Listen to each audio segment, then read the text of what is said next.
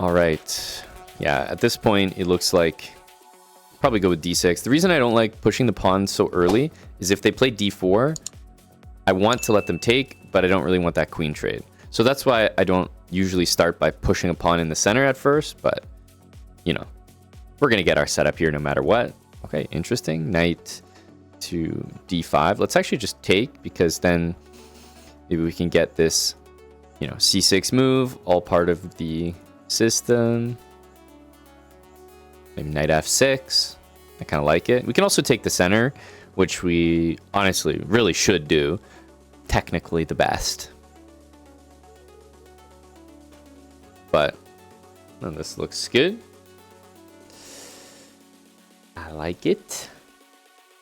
Queen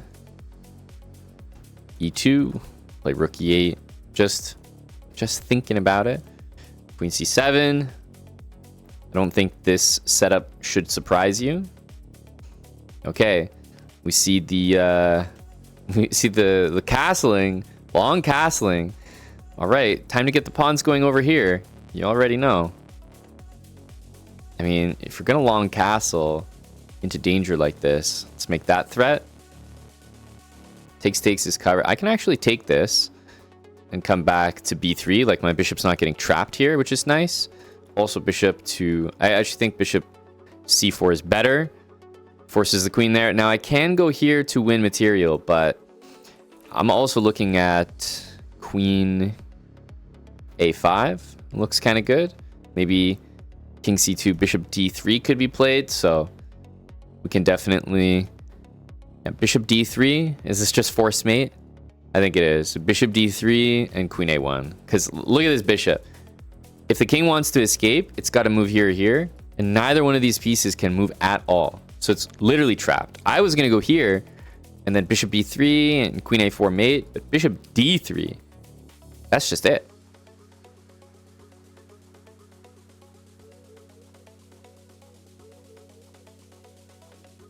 Ouch. That just hurts. You see how quickly we're able to just get threats on the queen side? People who are... And sometimes you'll see this, especially at lower ratings. People opposite side castle to you just to opposite side castle.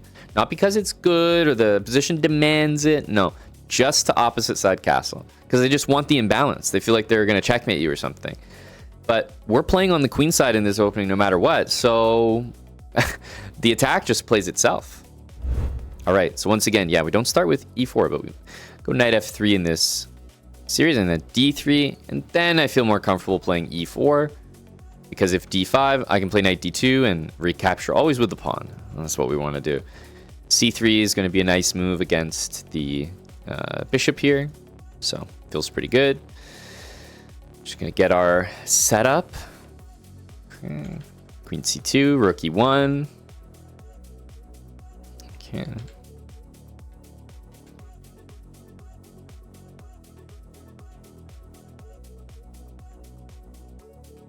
Let's typical queenside stuff. You know, interestingly, I was actually planning after this move to play queen here, and I didn't realize that it actually dropped this. So I think what I'm actually going to do is I think I'm actually going to take it, because queen here, knight takes there is probably even worse. So while I should have played rook b1 and then a4, I played this thinking I could drop the queen back. So I think it's actually smartest now to just take it. You know, eat the loss of the exchange. We win a pawn, and see if we can't generate some counterplay from here. Knight b3, trying to control that square. Knight c4 though, maybe trying to get in to d6 could be the play. Opening up the bishop finally. Yeah, I feel like knight b3 was actually the better move objectively, but we ball. Let's go here. Bishop h6. If rook there, knight d6, like rook e7. Yeah, so I think the bishop has to come back. Now we could take. That's an option. My knight's going to be super strong here. Or we could leave some pieces on the board and go back. Well, let's see if we get a repeat here. Doubtful, though. Playing on the back foot, but we have a very strong pawn. Okay, so he does repeat. I'll Go here. And interesting, he's up material, but he's repeating. Probably not the smartest, but in this case, it actually is most definitely the smartest. He doesn't know who he's up against. Queen here, I'm thinking of e5 and just put that rock solid knight on d6.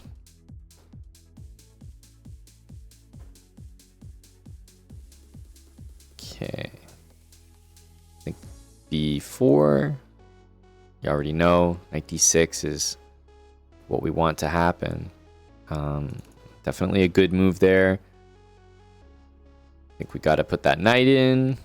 We'll take back with the pawn to support the knight here. But we're going to have a work cut out for us. Definitely e5 is on the horizon. Opponent playing well here. I think we'll be able to... Yeah, okay, so we'll definitely play e5. f5, I assume. But, you know, we're going to get... Now that the knight's locked in with this pawn, we can push c6. Bishop a6. Taking actually doesn't look like it helps, so let's play bishop b5. If he takes, we get these two connected pass pawns that... I don't know, this feels like a good thing for me. Probably a mistake to allow. Great game, though, so far.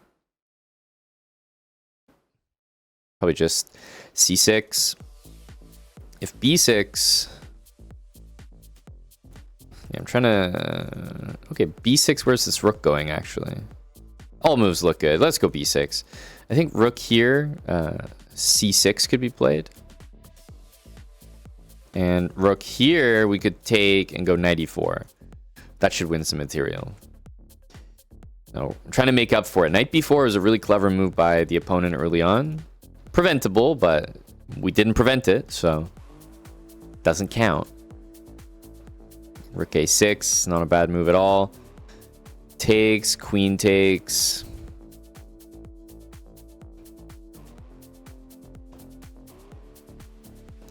Let's just go for this one.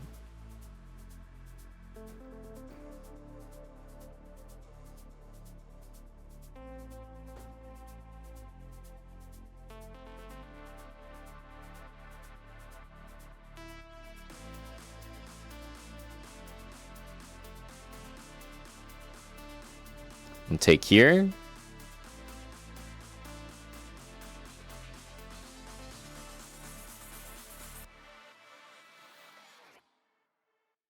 We do have knight e8 here.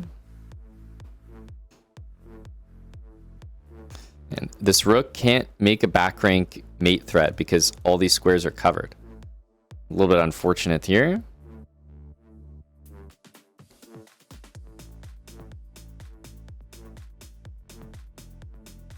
And it's time to push.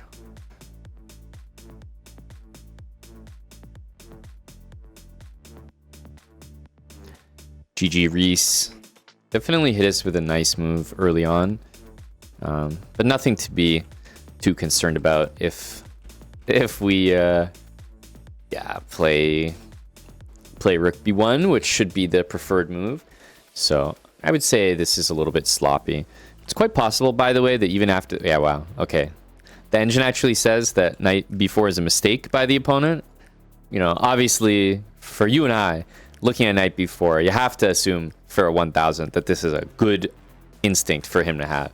But knight b4 actually goes from an equal position to a much better position for white because, yeah, there's just so much counterplay.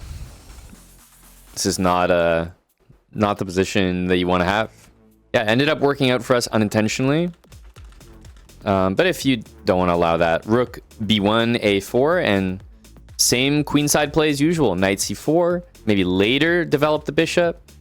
h3, bishop f1, very much the same moves that we always go for. All right, so we're going to play d6. And it looks like with this opening, maybe he's either playing the same opening as us, or at the very least, he's not doing anything that makes me too concerned. Because, yeah, we're just going to get our perfect setup here. D4 will play queen here, and you guys already know what's happening. It's time for the queenside expansion. Okay, there's A4. We'll play A5. Okay, maybe he's going for B4. I don't think it's a good move, but I definitely think he's intending it. Instead, we see this one, which it's looking like a free center pawn. There are some dangerous bishop moves, but I think we can just bring the knight back afterwards, even to C5 here. But yeah, I'll go to F6, threatening E4. If the knight comes back into the action, bishop B4 is a very effective pin. But yeah, notice how I'm just never in a rush to develop this piece, truly. Like, not at all. And I just go for the same setup. Rook E8, bishop F8, H6. I'll play B5, A5 if I can, but sometimes they play A4, and I always play A5. Like, never let white expand on the queen side entirely. Okay, knight D4. There's not a pin here, even though it might look like it. So I believe we can just take that. And yes, knights move backwards.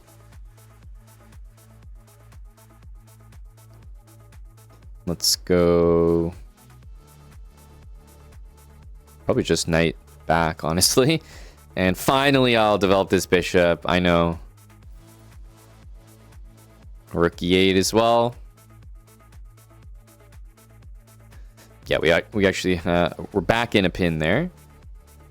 And yeah, I'll just trade pieces where I can here. Here we're dealing with knight F5. It's not really a problem, so I'll go ahead and take this way. E4. And like I said, just offering trades here.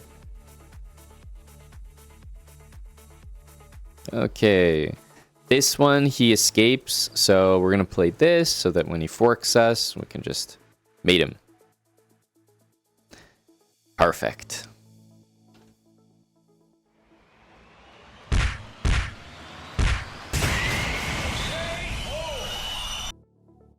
Jean-Louis.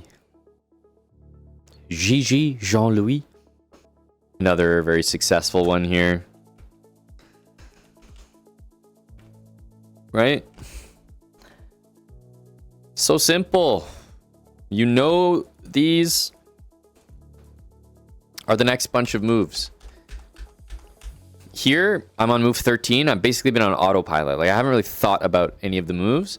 D4 hangs a pawn, and by the time I might actually need to think, oh, what am I going to do? Free pawn in my face.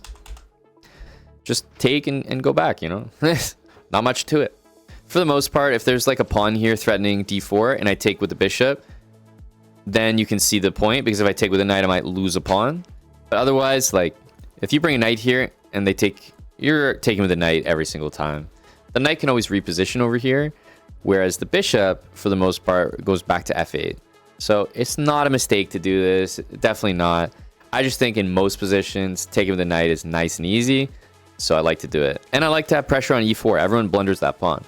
Is this a mistake? No, not even close. It might even be the engine better move, truthfully, with the idea to play G6 and bring it back. But I just think this is nice and simple, easy to follow. Maybe as you're ranking up a little bit, you might be picky about how you capture.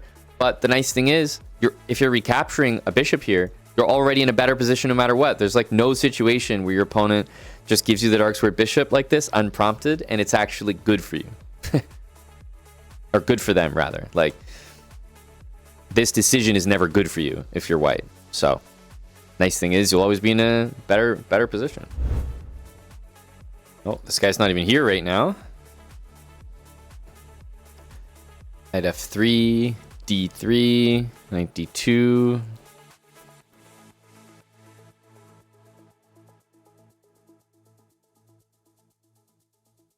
Always taking with the pawn. We should know these next couple of moves pretty well here. Supporting the pawn, bishop can come back. A4 in order to maybe enjoy the c4 square for ourselves later.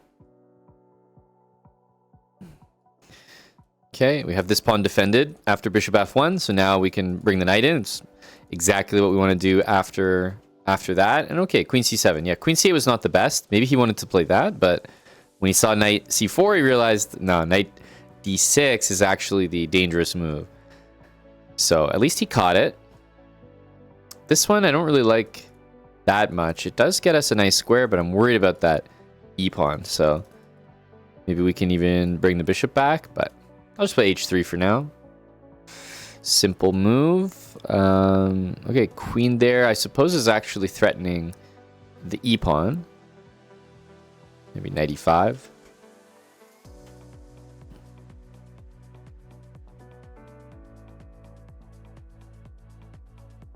This knight can go back on the c4 square. You can also play bishop f4. Problem with bishop f4 that I see is knight to h5. So don't think we're going to allow that. Okay, so he keeps making this threat. I feel like we're going to have to play this, even though I really don't like the weakness to the dark squares there. You know, I wish that pawn was back on h2. That's all. We could play bishop d3, but it just feels like if a rook gets to the d file, what am I really doing there? So because I don't like f3, I think it is time to play e5. And lo and behold, our fantastic bishop on f1. It's carrying here. Rook to d1. Finally ready to develop this piece. Move 19, folks. And I'm finally ready. I think I actually want this pawn on f4, so maybe I'll move this bishop and do so. Maybe I'll play bishop g5 if rook d8 gets played. Okay, he's pretty much just recycling the same queen moves for the last the last little while here.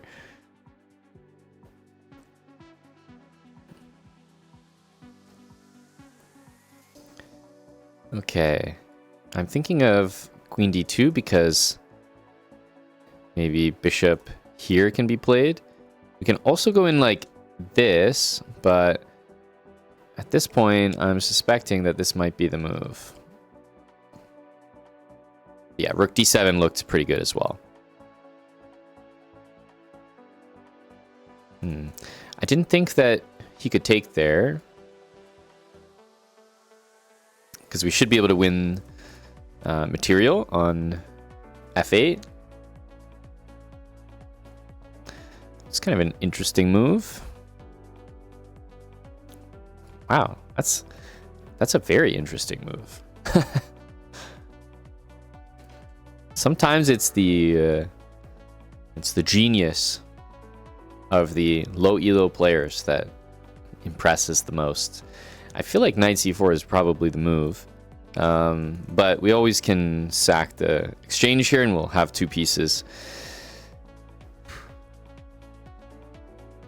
for the rook.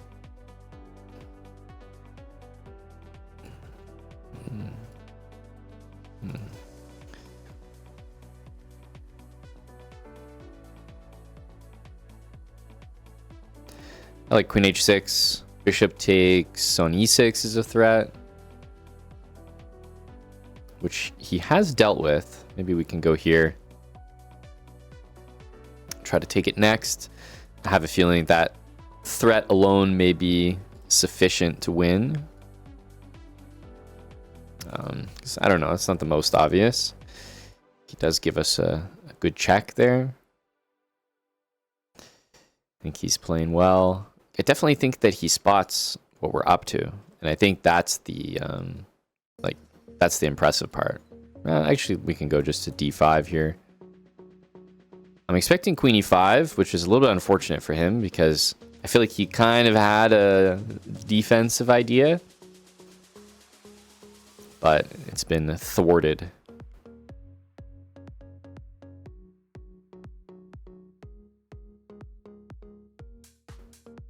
Because yeah, if he moved the rook or something, I still have to prove myself.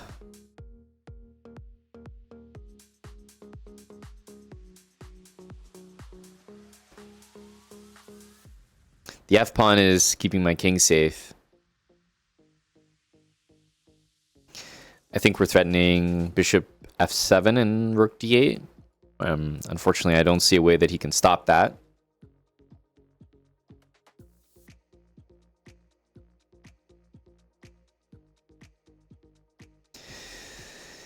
Yep, I think just about everything you could possibly think of playing in that position was probably a good move. Rook f7, bishop f7, rook g6, rook a7. Like, yeah, everything probably worked.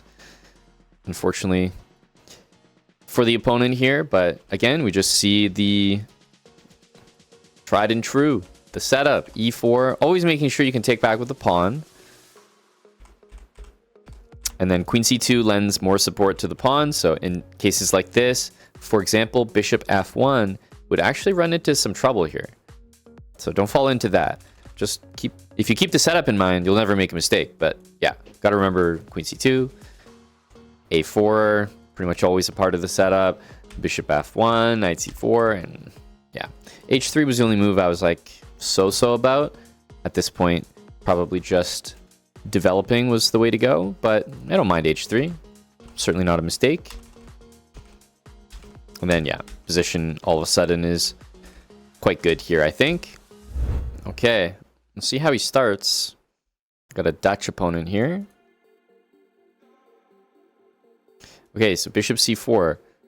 Let's make sure that we choose the right move here.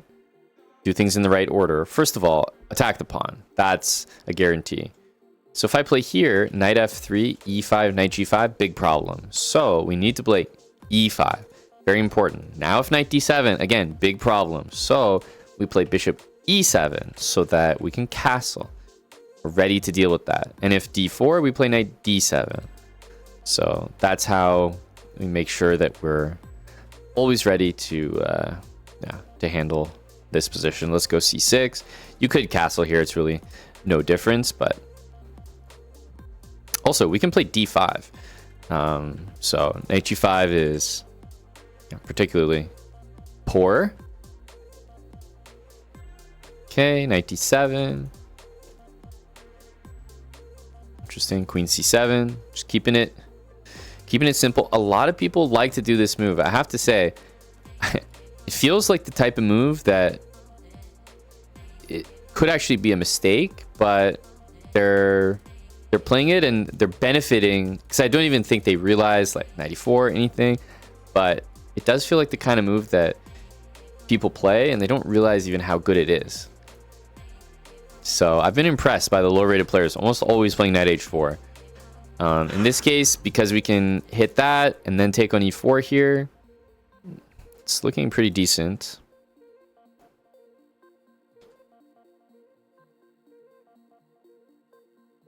We can take this. If we take there, knight g6. Either way, it's going to be good for us. And taking here, at least there's no double pawns we take on e4, so I probably will. I think both were fine, though. Let's see if he finds knight g6. That's a long-range bishop. Very impressive move to play. Although, based on knight h4, I have to assume that he is about to find it. But still, you know, you just got to be impressed by the board vision on that one. Still, we're up a pawn, so it was actually successful for us. Can't help but be impressed, though.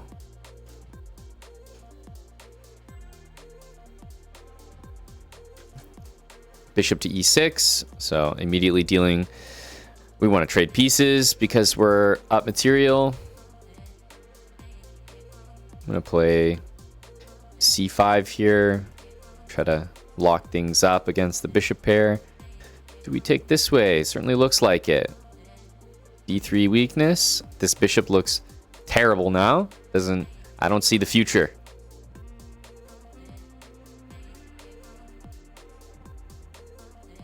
You almost have to go, yeah, rook b3. It is playable though, so can make it work.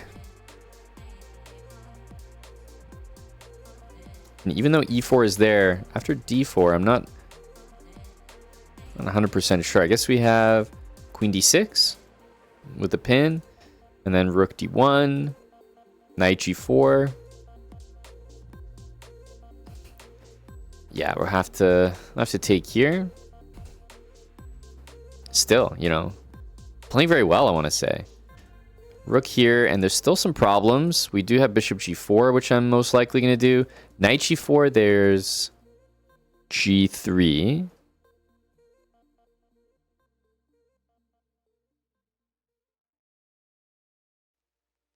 Yeah, bishop here, f3 is forced. Forced, but it's actually, you know, it's quite decent. So I think I'm going to go knight g4. See if we see g3. Honestly, I could see h3, but I think he made the right call. Let's go knight here. You can actually take. I'm worried he's going to make a mistake and go like this because it allows knight f3. You can actually take that, though. He's going to have to sack his rook, which he will do. And we're ready to unleash. Ready to unleash. Queen takes d4. Yeah, I think we can probably just play it straight away. Of course, we can take here, but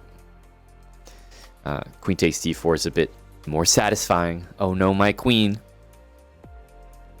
GG. Definitely impressed by the knight h4s that I'm seeing. Pay close attention to the move order. Just e5 and bishop e7 because I want to be in a position. Whenever the knight's on f3 and bishop's on c4, guaranteed you have to be able to castle. So in this position, if I go here, it can't happen, right? I should say when the knight is here and here, it has to be your turn and you have to be able to castle next, is a better way to say that. Because obviously here we're not ready to castle, but when knight g5 is played, we are, which is what matters. So yeah, have to be 2 moves away from castling, I guess. So if I play here, we're not going to be in time. So we got to play e5. But on these variations, right, with bishop c4 coming, we need to play e5 so that when this happens, boom, 2 moves away from castling. And if d4, we don't need to do this. But as soon as this happens, 2 moves away from castling. 2 moves away from castling. When the guys have knight there, bishop there, you need to be basically at that point playing bishop e7. Like that should be your reaction because you need to castle next, guaranteed. So no matter what, when those 2 pieces are there, you should probably be playing bishop e7. All right. d3, knight d2, e4. And yeah, our setup is not bothered by his setup. His setup is also not bothered by ours. So again, usually capturing with the knight. Queen c2, although I feel like here we could immediately. So on knight h5, probably many moves to consider, but I usually like to go with rook e1 just to have f1 available for the bishop here. Taking, by the way, is a very, very nice option. I'm probably going to go here, though. Queen f6, we can go like that. Again, in this case, I feel like taking is a good option. We don't need to do that. In this case, we can go, for example, g3 to repel the knight. But it's worth noting that taking there means we're just going to have like 4-on-3, essentially. Like a very clean 4-on-3. So I feel like it's worth showing one game like that. d4, because yeah, these double pawns are not that great. Okay, queen b3. I think we're gonna need to see a capture here, and yeah, it's opposite bishops, but I think there's still a lot of play left in the position here.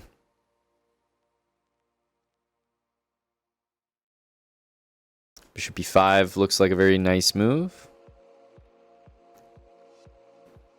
Yeah, definitely with the rook. I can see king f8 happening. Bishop b5. And again, just feels like we have the nice 4-on-3.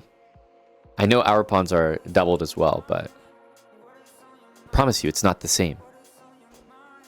want to bring our king in. Rook e7. Bishop c4 to follow, especially if we see rook b8, but he doesn't, which is smart by him. Knight g5, definitely a bad move there. Knight e5 could make a bit more sense, but not really in a rush. Let's go rook c7.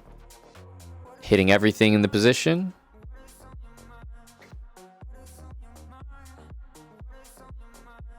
Okay, now I think knight g5 is going to hurt, especially if we see f6, which... Okay, king there. Knight d6 will win the bishop, but I assume he'll play bishop f6 here. Bishop f8, maybe even better. I like that move. I feel like I almost want to go here so that the pieces can move. I think we'll go knight g5, anticipating an h6 decent checkmate there. Okay, we can't quite do it. I need this to happen, so I think we're gonna capture this. This threatens knight c7, also threatens bishop takes g6, checkmate. But he may indeed play bishop there. No, he does not, which means bishop takes g6 will be a very satisfying mate. Everybody is doing something here. Everyone's participating. GG. I decided that I definitely want to play a game like this to at least show that type of continuation. It's not really my favorite thing to give away the bishop pair, but let's be real. This is definitely the smartest thing to do. Take, and just these double pawns on the f file are no good. Plus a queen trade. The pawn structure with d4, c3, b2 is absolutely perfect against a fianchettoed bishop, so all things good there. But had I not gone for that, I probably would have, you know, just done the same plan. Queenside expansion, g3 to remove the knight. I still like that plan a lot. Okay, let's keep it going. We haven't really played against f4 too much. I'll probably start like this.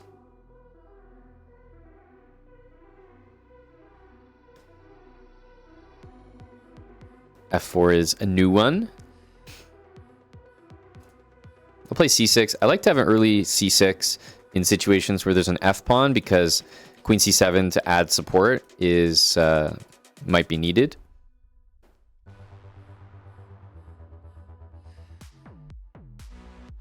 Let's just go ahead and get that out of the way.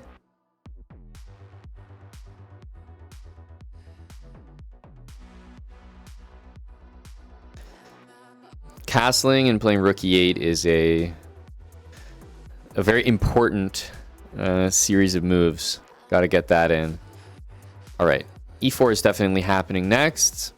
I think it might be time to even immediately expand on the other side of the board. Yeah, definitely expect that. Let's just continue here.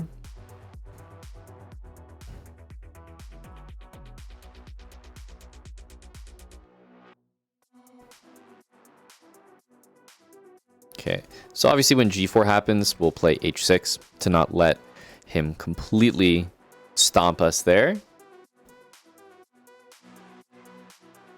How do we want to advance the pawns over here? This is the all-important question. Might even just play h6 right away. No particular need to wait. We know for a fact he's going to play that, although since he does it anyway, it probably just transposes. Not much to it. I think knight c5. We'll most certainly see bishop e3. I think I'll continue b4 there. One thing I'm never worried about is bishop takes knight. Look at these pawns here. It means that this bishop on c1 is a very important asset, whereas bishop on g2 not that important. And you can't play h4 due to the pawns, so just means you have a... It takes a little bit to get things going for white. And I'm playing this so that we don't deal with knight a4.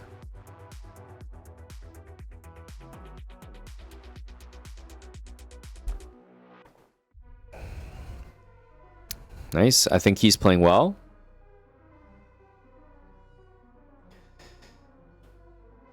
I guess bishop here, but really what I'd like to do is I think we'd like to do d5. I'm just worried about doing it with my king still in the middle. Something doesn't feel quite so good about that. I think he's playing well. It's this, yeah, f4 move, a little bit abnormal. The nice thing is, you know for a fact in your games, you're going to be facing the move f4 like no % of the time, maybe 1. So it's not going to be that, important. Still worried about this, but I was going to say he most likely played the move that he did in order to play h4 and then push. There's not much we can do about that, so I think we just continue with our plan of b3. They say attack the base of the pawn chain, and this was the pawn chain. So, god damn it, I attacked the base. It was very difficult, though.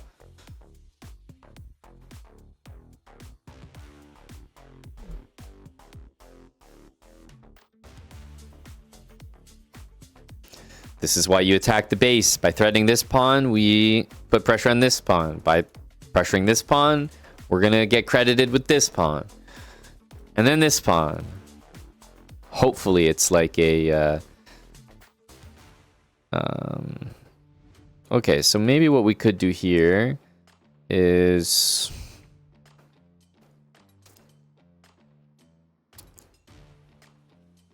start with a check. Especially because the H file is probably not where that king wants to be.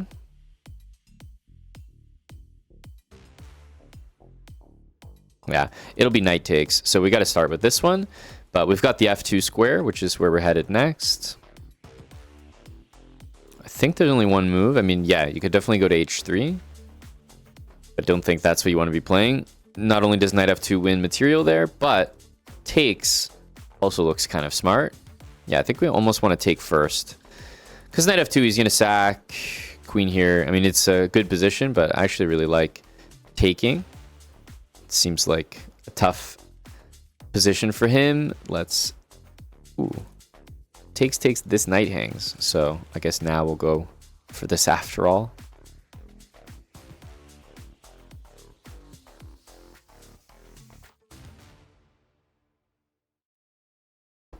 I'll take this one. Let's open this piece up.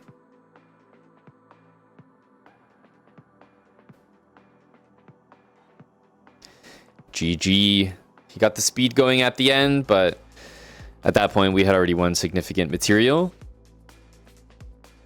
F4, definitely a little bit tricky, but yeah, the only thing I would say about F4, or really even if it's a normal opening but with an F pawn included, I need c6 and queen c7 a little bit earlier than usual because I feel like there's extra pressure on the center. So yeah, that's why I want that. And yeah, we just have to send immediately on the queen side whenever this happens. And yeah, d5 most of the time is going to be correct. That's just the way you handle the position.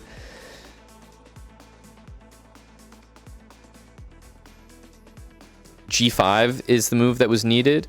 Knight d7, and then still he would have a problem to answer over here, but he definitely needed to play g5. Okay, let's start with the knight. Then d3, knight d2, e4. Always taking with the pawn. I assume we might see something like this. The nice thing is that this setup actually works really nicely against the Caro-Kann. Can we take? I mean, maybe his idea is queen e7 and knight takes here, but even still, I'm not sure I buy it. There might have been also something like this, but regardless, there's no way he ends up like better. Maybe equal.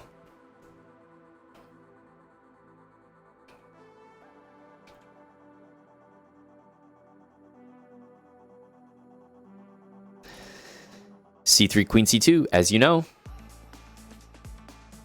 Oh, hey, look at that. That's the move we want to play anyway. Rook e8, queen c2 to watch the pawn. Sticking to our usual moves here. You know that he's thirsty for this, but it's just not that easy to achieve. Okay, bishop g4. So this is an example. If takes, we drop this pawn.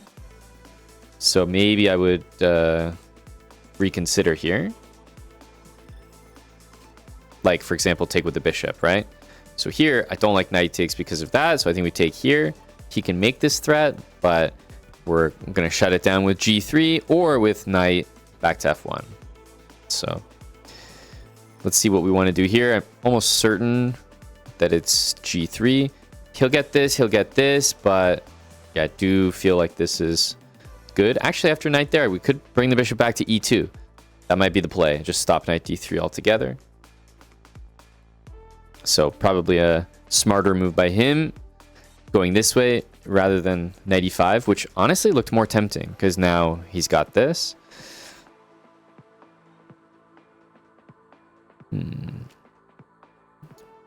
Here, or knight c4, actually. Both look pretty good. I think probably this one. Just knight d3, rook d1. And trades would be decent for us here.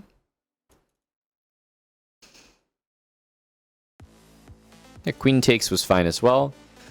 This pawn is threatened. We can go here, but bishop g2 does seem pretty standard. So that maybe we can play f4 in the future.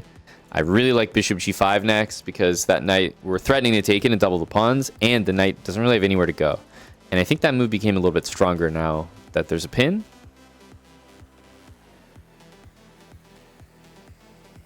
There's that f4 move. That's why we brought the bishop out of the way. Looking like e5 wins material here. He's probably going to go here.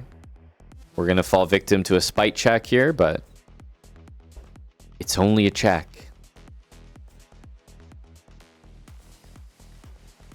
h6, I would definitely play.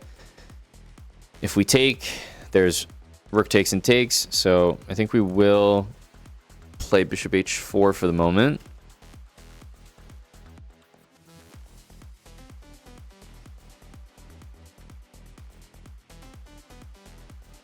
I think the only way to save things, even momentarily, is that move.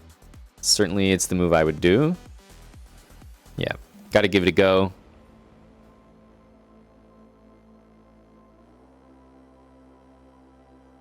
Many moves look good here. Knight d5, maybe take back on g5. I mean, I shouldn't say look good. They're not like good for him, but you got to think about where the bar is right now, considering the look of black's position. Probably take. Rook takes e5 here.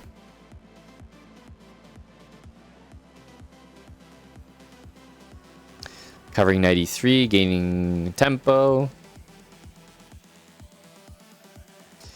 I think bishop takes may indeed win the game here. Just because if he takes back, then we win this bishop. If he takes the bishop, then we can insert the very unpleasant queen g6 check.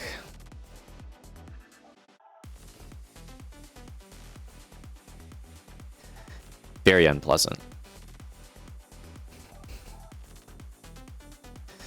Using the rook on e1 nicely here. Watching over the e file. Yeah, I personally like how this opening works against the Caro-Kann. It really infuriates the Caro-Kann players because they're sitting here with this tension for so long that they either push or they take most of the time, which is really helpful. And if they play here, we can always claim the bishop, but usually I prefer to unpin first, so I'm ready to take back. Bishop takes f3. So either it feels like you win a pawn in the center, you annoy them with the tension, or you get the bishop pair, or all the above. So I'm a big fan of this setup in general for the speedrun, but it definitely works well against the Caro-Kann. I'm enjoying it. Okay, starting with the knight, as usual. d3. Knight d2. e4, and we may see d4. For now, we're gonna stick to our setup though. Yeah, c3, queen c2, castles.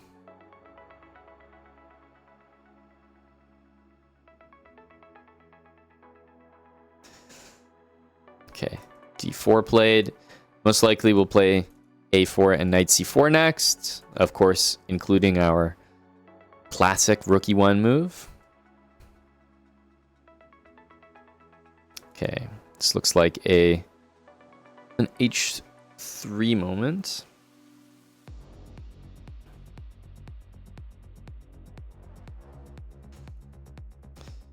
Knight there. I do understand this. Might need some quick f4. Can also consider taking. I'm thinking takes f4, knight somewhere, and then e5. That could be the way to go. Risky, of course, like this f4 move, because he's about to move the knight and the pawn will be attacked, but I think we can quickly get in that one. And then maybe even take here. We could see a huge blunder incoming. Don't do it. Don't do it. No, he sees it. He sees it. Not going to be making that mistake. Okay, bishop f3 definitely feels correct here, especially because d5 as a follow-up is looking tempting. Okay, he does play what I would say is the best move.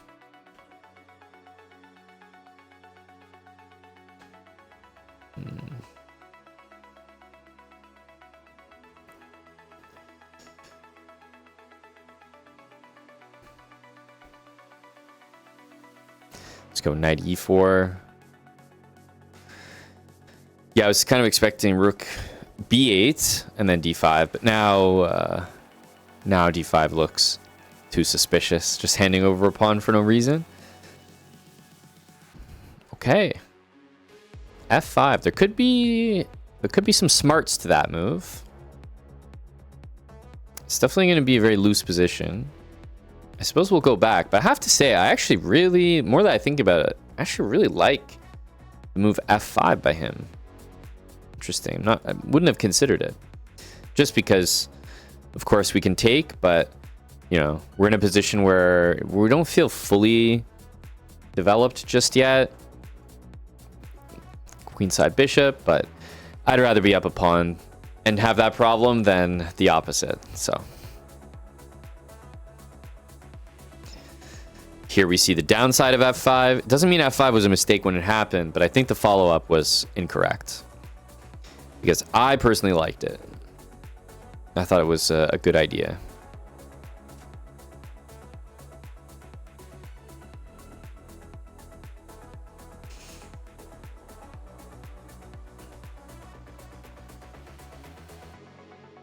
I'm going to go here, knight c5. So knight c5 is happening no matter what.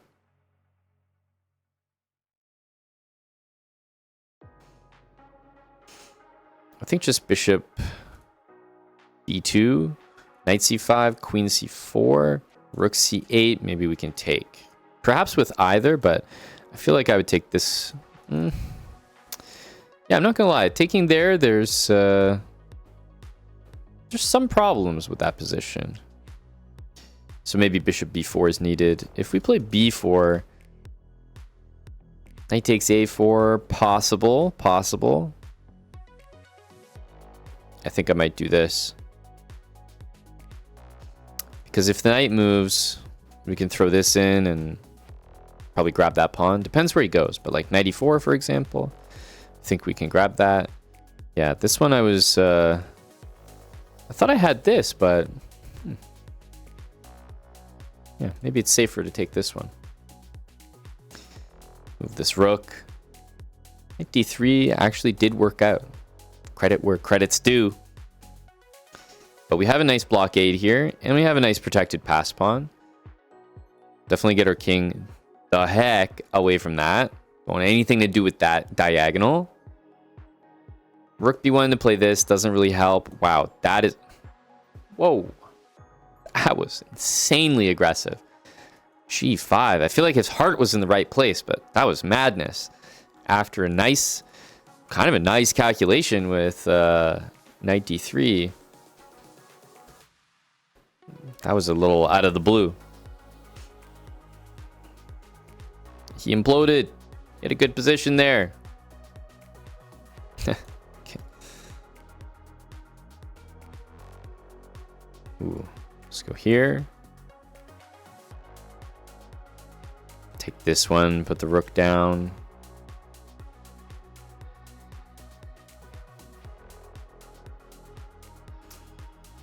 GG. Yeah, he had a good moment in the middle. Pretty good opening, I would say. Kind of a sloppy set of moves here, but rebounded nicely with bishop b7, and I thought f5 was kind of good, honestly. But then I realized the more I looked at it, no, queen b3, queen c4 are happening. Very unpleasant, and that's exactly what did happen. And yeah, we're definitely a little bit better here. So, not too bad, but still nice that he played it rather than not play it. This doesn't mean it wasn't a good move. Moist Mike get money. Okay. Moist Mike get money. Okay.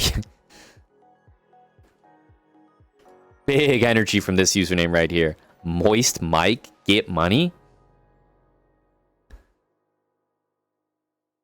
I love the username. I'm a big fan. Going for the tried and trusted here. b4. Let's start to gain some space.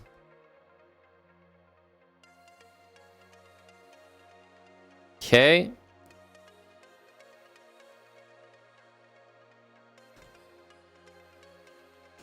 I think probably, yeah, rook to the middle, of course.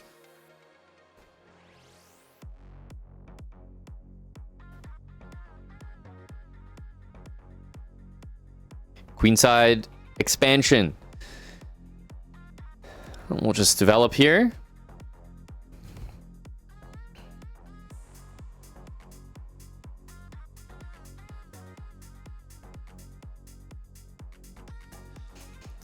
After this, I mean, the queen is just kind of going to move away from danger, so I'm not sure that that's exactly what we want. Let's go queen b6. I kind of like bishop c5. Okay, interesting move. So he's rerouting. Rerouting is not the most obvious thing to do.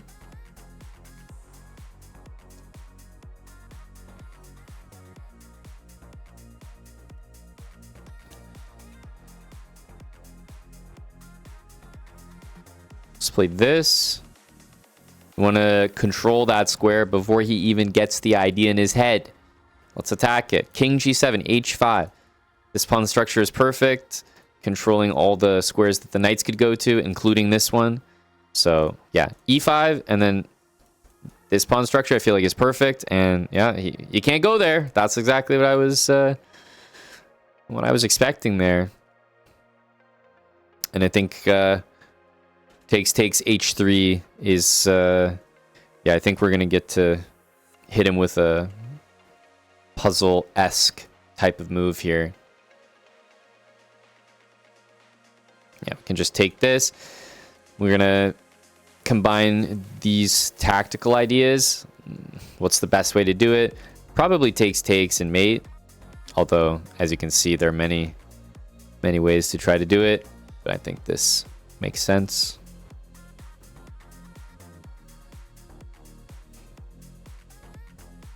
GG to Moist Mike get money. Nah, but this is a like Hall of Fame username, right? Moist Mike get money. We got to keep this guy on retainer. The way a YouTube video with that on the thumbnail would get the clicks, are you kidding me? Moist Mike get money. He's already into the next game. Moist Mike get money. I gotta save this one. We gotta send him a DM.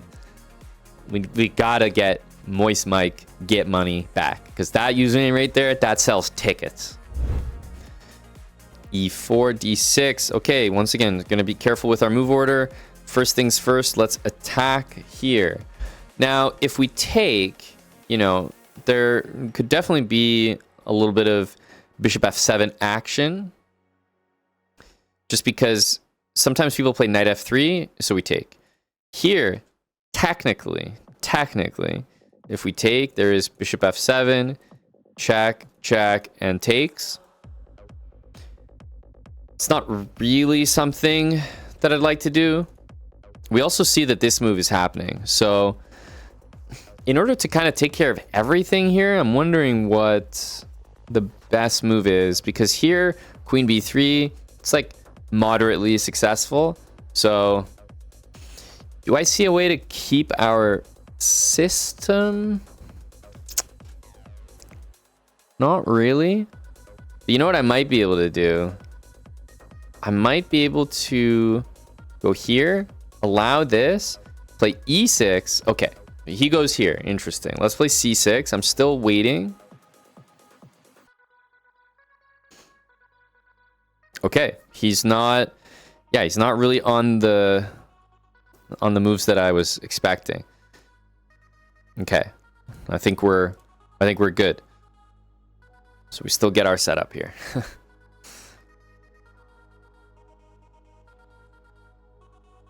Okay. Definitely sending the pawns up the board. You can, I don't know if you guys can. I can definitely feel his desire to castle that way.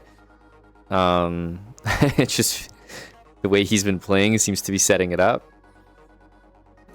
Okay, he is handing me a pawn, but you know, let's be careful here, because we're gonna watch out. We're up a piece, so no stress. King back, we want to manually castle here. Let's attack that pawn. Very, very nice threat to make. He defends. Well, I don't know. It just kind of looks the simplest to trade every piece here. D-file's open. Yes, he can dream about, yep, there it is, stuff over there, but it really feels like if we just trade, what's he really up to? So I kind of like that. Trade every piece. Okay, I was hoping that we could get some bishop g5 here, but the more I'm looking at the position, the more I'm like, I don't think there's any. See, he does always have f4, so maybe a mistake in hindsight. Still feel like I'm capable of it. We have to make it work, though. It no longer just works. We need to make it work. Okay, let's put this bishop here, I suppose. I don't know.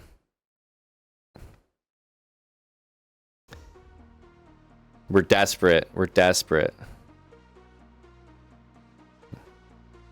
Unfortunately, I feel he can still go pretty wrong if he's not careful. Yeah, he's just... I think at this point he's kind of sending. This knight is under attack. Oh man, what is this? Takes, I guess.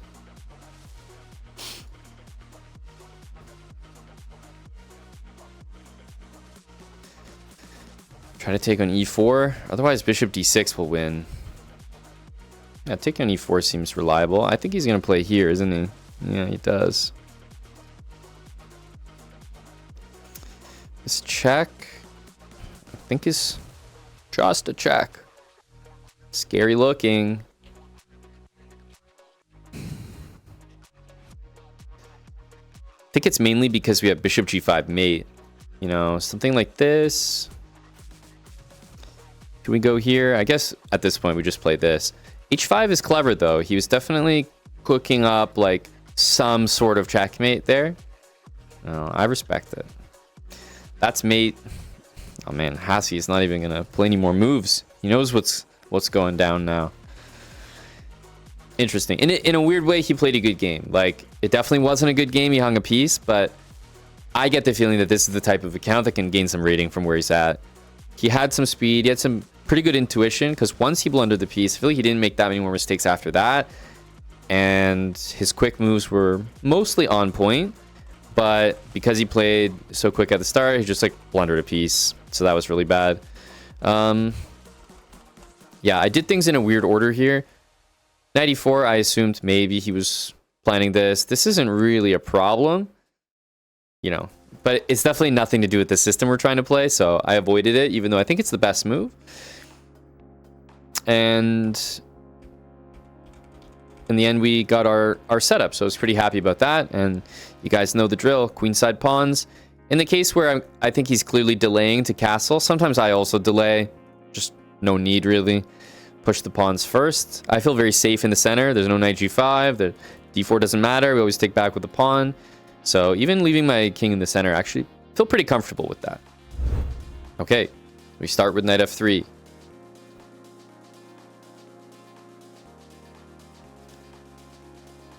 Just going for the typical setup here.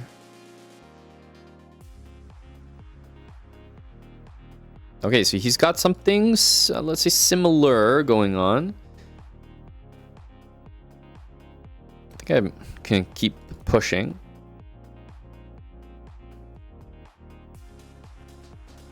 I think we do want to play b4. Yeah, especially knight there. He's going to realize his... It's well met by b4, put it that way. And knight c4. And this is why we gain the space. It looks silly that we push the pawn out there, but the pawn out there is the main reason why our position is fantastic right now.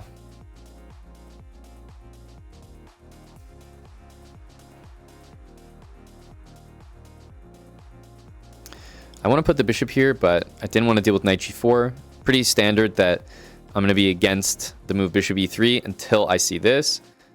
Because knight there is just so annoying. So yeah, he's trying to put the knight on f4, but I have another nice move that actually I think I can just play right away to just end that. So man, this knight is really running out of options here.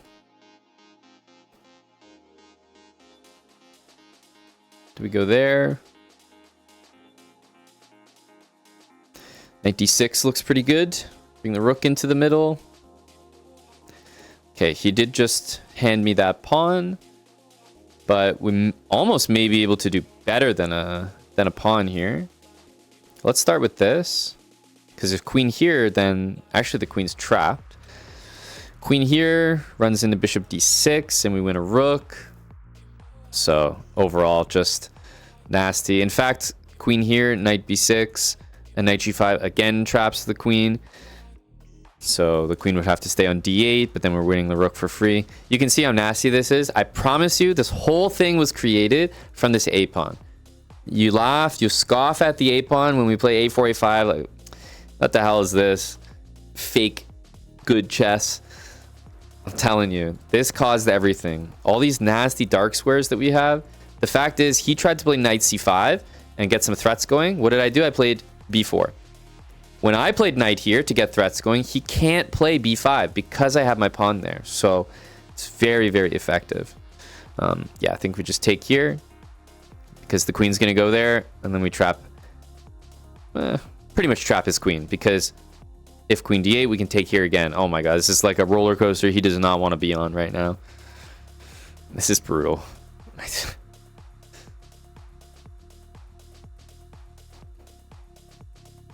Yeah, this is unplayable. All because of the a-pawn. Yeah, this is straight nasty. Straight nasty.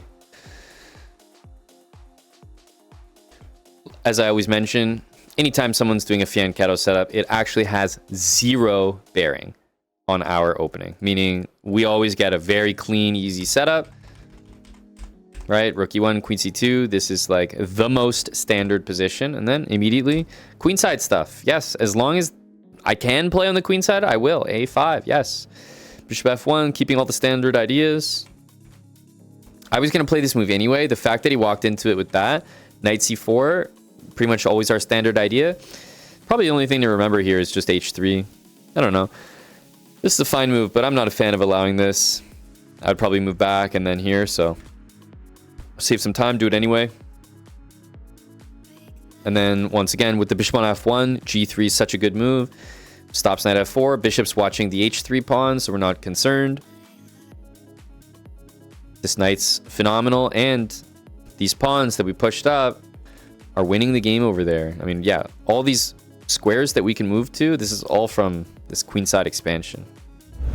All right, knight f3. Start with this. We're trying to become a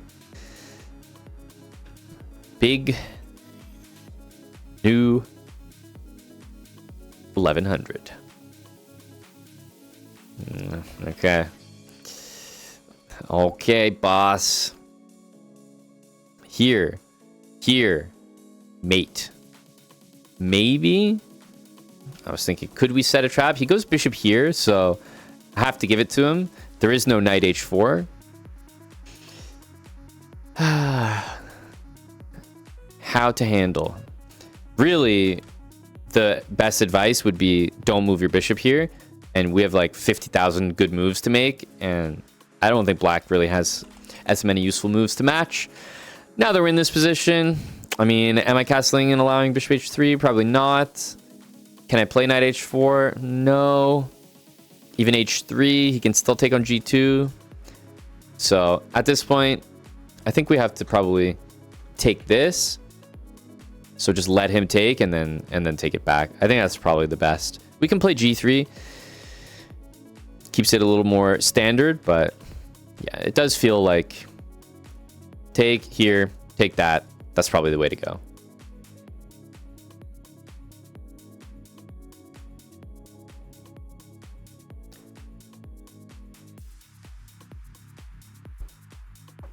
I think at this point I might play knight e3 because it defends and also has an idea there. Bishop g5. Now, I think this is a little more understandable, especially because I know what move he's going to do. Oh, bishop there. Okay. I think it's time to move the king over, maybe. I feel that he wants to do this, but it doesn't really threaten anything anymore.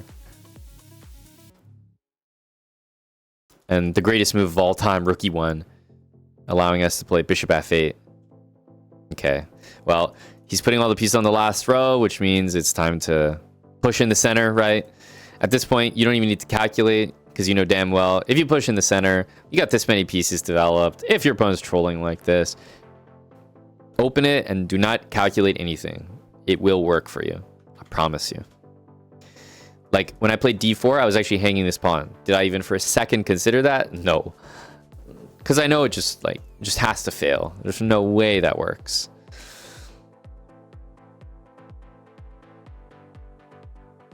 Back you go, pal.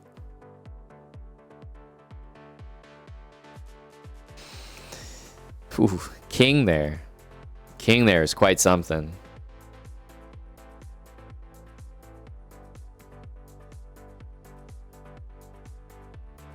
I don't even know what threats he's like trying to make here.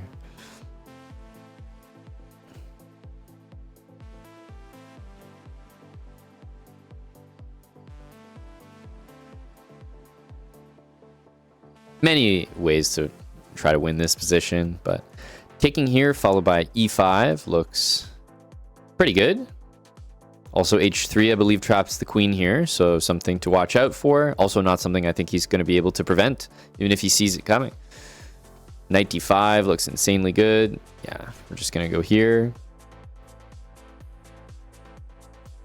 And I guess this, probably the best move. This one might be one of the worst moves, but even if knight c8, queen d2, just guarding the knight, ensured we still take the win.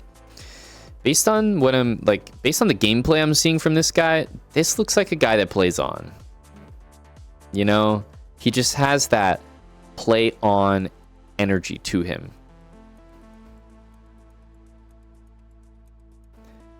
It's something. So we have mate here, but I'm suspicious of the play on energy. It does seem Like him and I could come to an arrangement here. An agreement of sorts.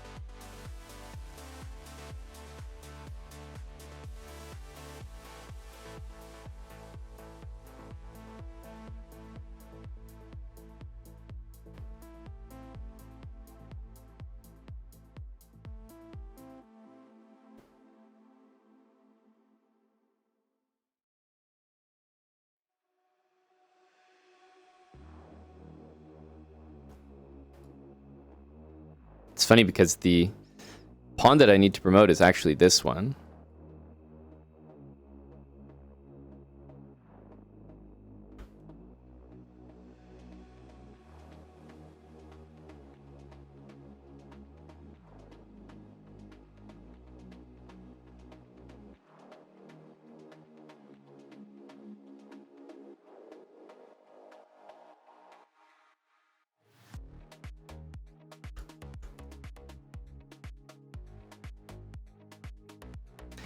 Dang.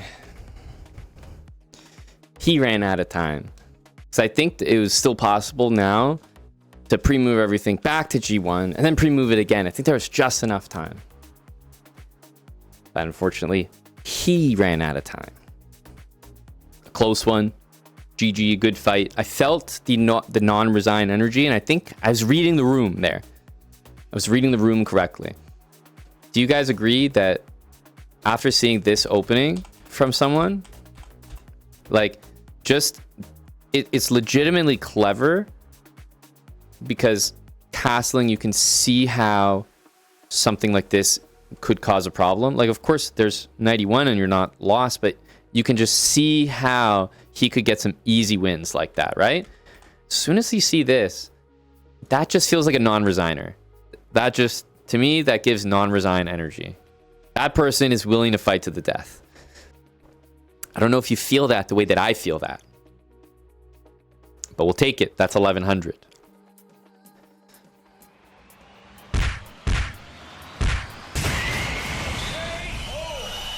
Thank you for making it to the end of this episode of the Philidor speedrun. This opening has been super successful for me, and I hope you guys are experiencing the same elo boost. As always, make sure to subscribe to the channel if you're not already, and turn on post notifications so you do not miss our next upload. I'll see you guys in the next one.